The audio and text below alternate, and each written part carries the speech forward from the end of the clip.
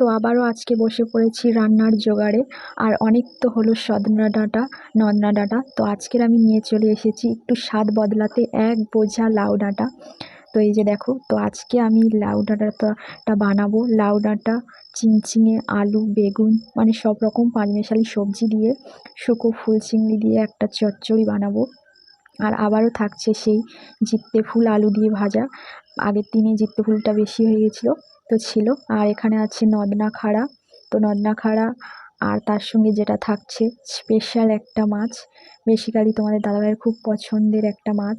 তো আমি অতটা পছন্দ করি না, যেটা হচ্ছে মৌটি মাছ। তো আমি কুচো মাছটা পছন্দ করি না, তো আমাকে বলে যে সব থেকে এটা দামি মাছ, আমি খাবো, তোমার খেতে হবে না।